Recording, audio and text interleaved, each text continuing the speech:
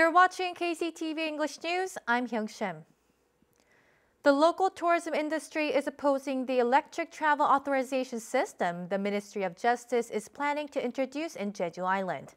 The Jeju Tourism Organization and the Jeju Tourism Association said they visited the Ministry of Justice to officially express their opposal toward the new permit system as it will hurt the local tourism industry. They also said the ministry should make sure its countermeasures against the growing number of problems related to Jeju's visa-free entry system, such as increasing illegal immigrants and crimes committed by foreigners, should not negatively affect the local tourism industry. During the meeting, ministry officials said the ministry will gather various perspectives on the matter before introducing the system. The revision bill for the April 3rd Special Act will be reviewed at the National Assembly.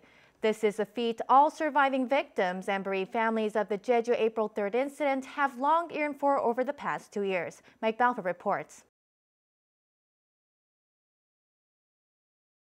The revision bill for the Special Act on discovering the truth of the Jeju April 3rd incident and the restoration of honor of victims includes compensation to surviving victims and bereaved families of the incident, and the annulment of trials made by military courts during the incident.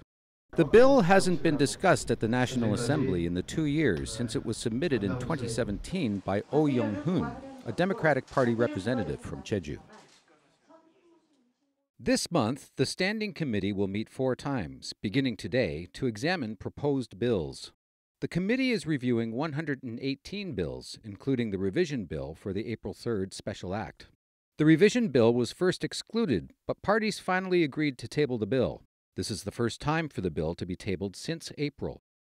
Jeju representatives at the National Assembly, the Provincial Office, and the Association for the Bereaved Families of April 3rd Victims are strongly asking that the revision bill be considered, especially for the 2 trillion won compensation package.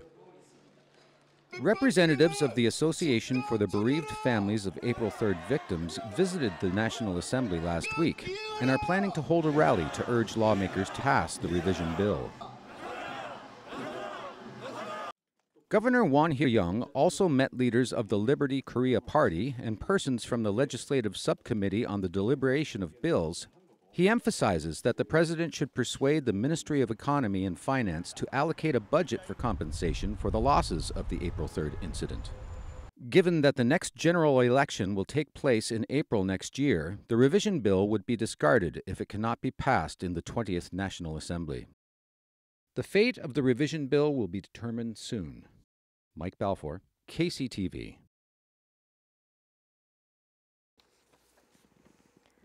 Provincial Council members are proposing to keep the Provincial Council Chairman's authority to lay down agendas for council meetings in check. Provincial Council Steering Committee head Kim Kyung-hak proposed to partially revise the rules of the Steering Committee meeting so that the Provincial Council Chairman must meet more requirements in order to request certain motions to be discussed at the meetings. The revision bill stipulates that the chairman can only set the deadline and propose motions to be considered at steering committee meetings after reaching a consensus with political party representatives. Critics analyze that this move is related to the steering committee's recent decision to shelve the motion to create a special committee to conduct a public survey on the island's second airport.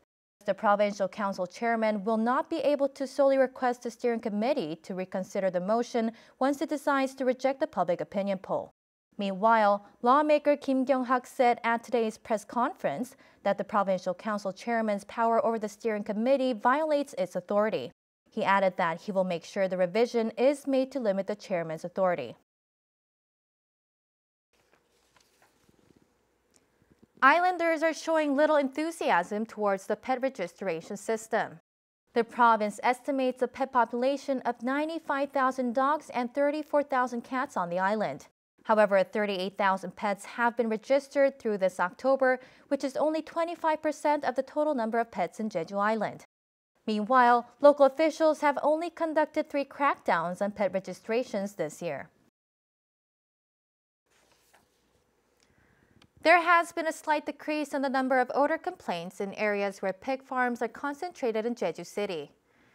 According to the Jeju Municipal Office, there were 860 odor complaints last month, which is a 4.5% decrease compared to the same period last year. Jeju City increased the number of pig farms under odor control from 51 last year to 93 this year. Officials also imposed administrative measures such as license revocation and fines to businesses that exceeded permitted levels of odor and violated manure management regulations. By the end of this month, local officials plan to conduct a joint inspection with the municipal police on areas reported with high levels of odor. The Jeju Public Health and Environment Research Institute will operate the first air quality monitoring station on a roadside at the Nohyang 5-way intersection in Jeju City. The station will conduct real-time monitoring and provide constant information on 6 air pollutants, including sulfur dioxide, nitrogen dioxide, carbon monoxide, and fine dust.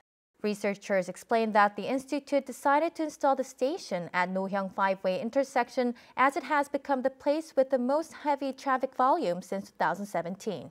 The area's traffic volume and congestion is expected to surge in the future after the construction of the Jeju Drain Tower completes.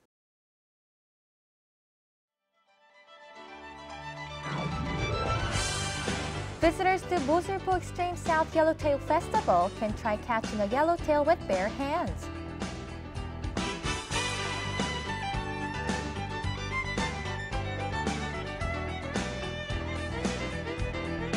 Contemporary artwork selected by domestic and foreign galleries will be displayed at Art Jeju 2019.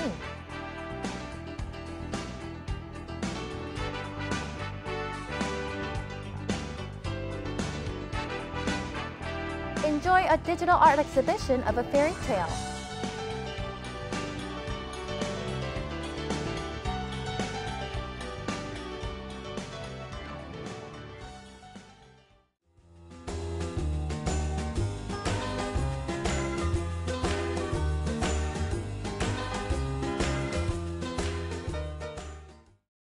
Taking a look at our weather, skies will be clear throughout Friday. For more details, here's your forecast.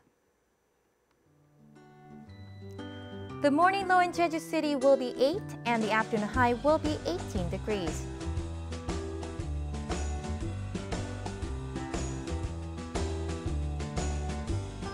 Down south in Seogwipo, we expect a low at 9 in the morning and a high at 18 in the afternoon.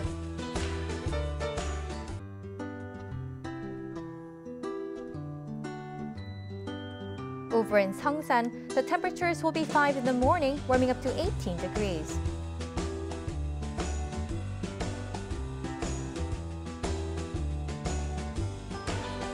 Across the island in Kosan, we expect a low of 8 and a high of 17 degrees.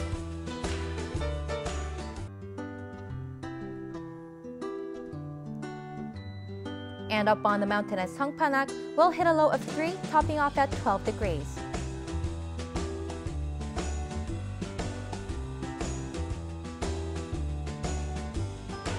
Out on the water, winds will be out of the southwest and west at a speed of 8 to 12 meters per second, with seas between 1 and 2 meters.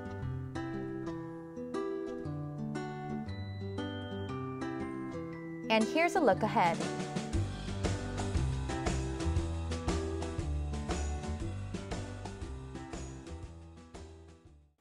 Thank you for joining us today at KCTV English News. Please follow us on YouTube at KCTV E-News Jeju and on KCTV's Beauty Service. Please take care.